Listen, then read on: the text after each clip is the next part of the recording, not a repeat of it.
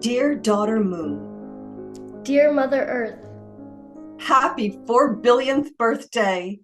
I was a very young planet, not even 60 million years old when you were born, but you have been one constant through all my upheaval since then. Thank you, as always, for lighting up my nights. Your loving mother, Earth. thanks for bringing so much color into my field of vision. Without an atmosphere like yours, my sky is black and grandmother's sun is white.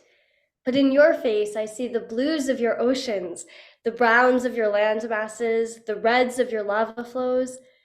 And just in the past couple million years, I've been seeing a new color green. It just might be the loveliest of them all. Where is all of that amazing greenness coming from?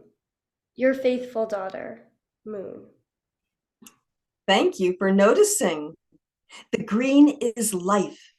Remember how I told you about the plants and bacteria making food out of sunlight? Those plants and bacteria must be enormous if I can see them all the way from my orbit. The plants are tiny, and the bacteria are even tinier. But there are so many trillions and trillions of them that they lend their green color to lakes and fields that stretch on and on and on. Some of the animals have followed the plants out of the ocean and onto the land. Animals?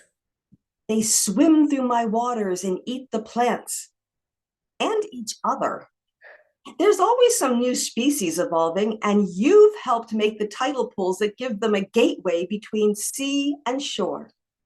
I did that.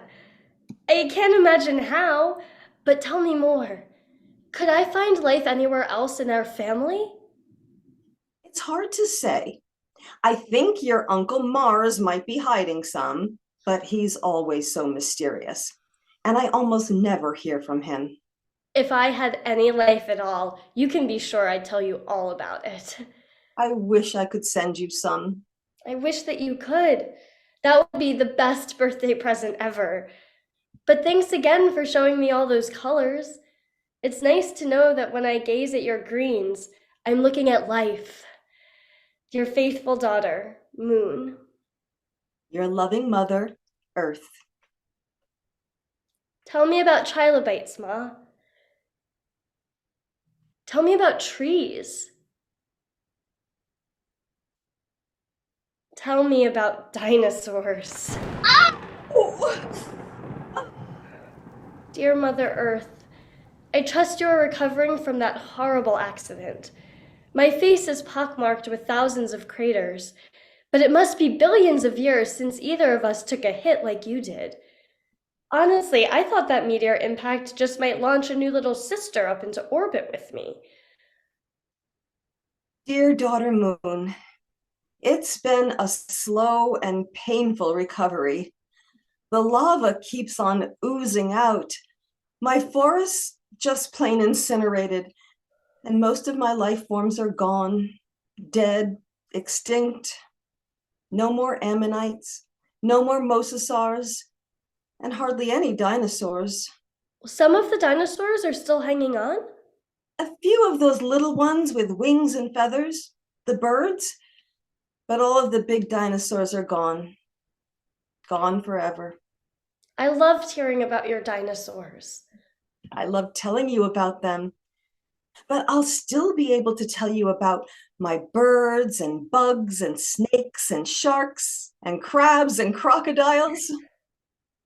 I've suffered mass extinctions before, but somehow life always bounces back more diverse than ever.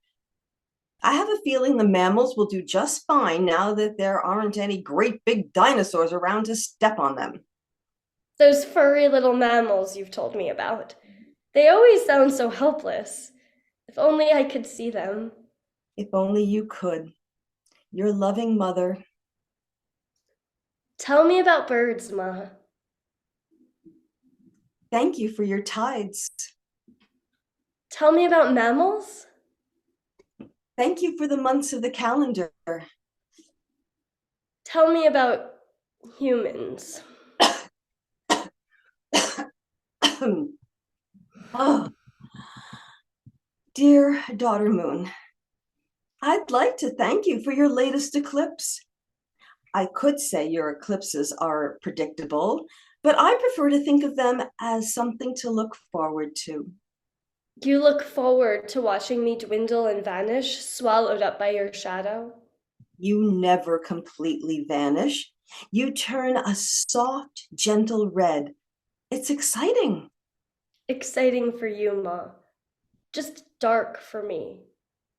Is something wrong, my love? What would ever make you think that? You're just going through a phase. There's a side of me you never even see. I'd be thrilled if you'd show me. You know that isn't possible. Not that it's much different from the side you do see. Meteor impact craters, vast seas with no water, so much dust. But why so sad? Don't you know you light up my nights? With light I reflect from grandmother's sun. I should hope so. Oh, you've been my light for 4.5 billion years. Nothing's changed. You've changed, Ma. It happened so fast, but you have new lights in so many places. My people make those bright cities that light up the night. Your people are your children now. You don't need me anymore. Of course, I need you, my love. You stabilize my rotation. The pull of your tides stirs my oceans and shapes my coastlines. Little by little, you've put more hours in my day. I've slowed you down. You've kept me stable. You've made my changing seasons possible and helped life to flourish. If only life could flourish on me. But I'm too small for an atmosphere. My days are too hot, my nights far too cold. Sorry. My mood seems to be cratering, Mom. You're right, it's just a phase. Please don't forget me. Your daughter, Moon. I haven't forgotten you, and my people haven't either. Some surprises will be coming your way, and soon, your loving mother.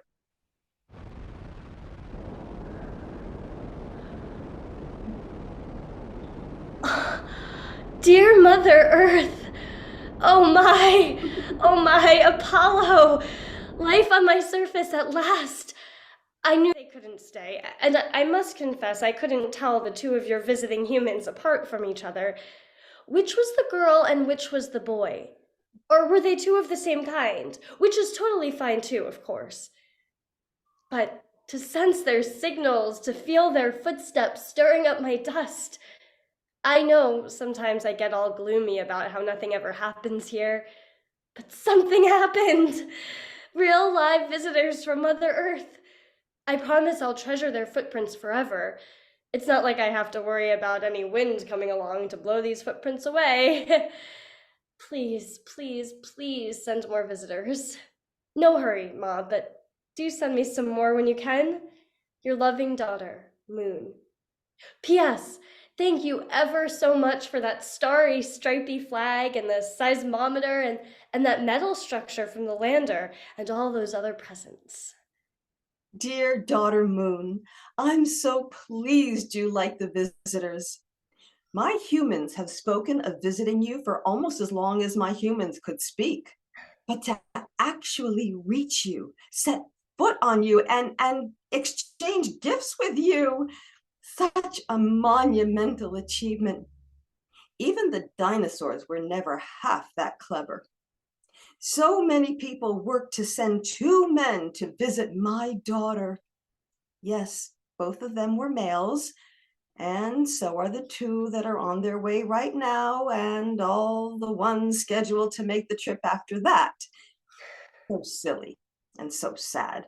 Of course, females would be every bit as strong for the journey, but when have humans ever listened to Mother Earth? I'm sure we'll get a woman on the moon one of these days.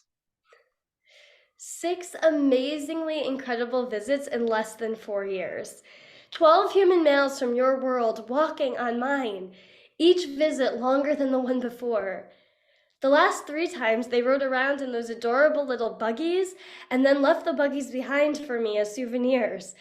I'm building up a really impressive collection of Earth objects thanks to those visitors you've been sending. I could get used to this. Better not get used to it, my love.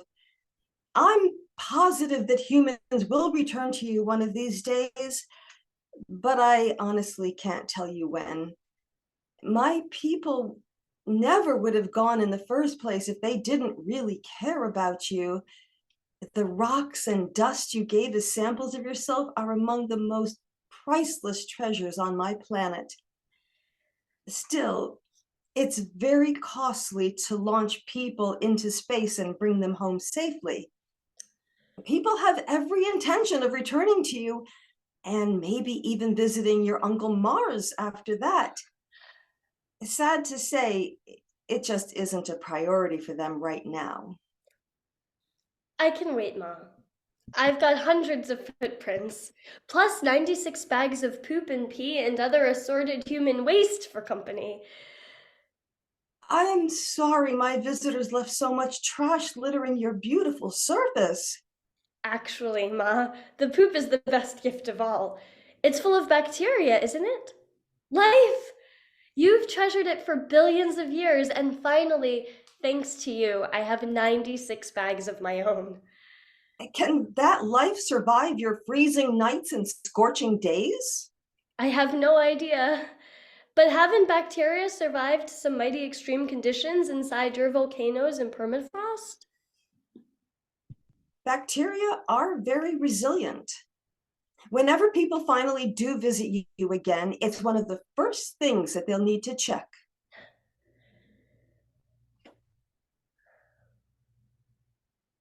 Dear Mother Earth, it's been 50 years since living creatures walked on me, and yet the machine your people sent to explore my far side, the side you never see, was a thoughtful gift, and I feel more connected to you than ever. Dear daughter Moon, what's 50 years in cosmic time? I swear I'll have visitors for you again someday.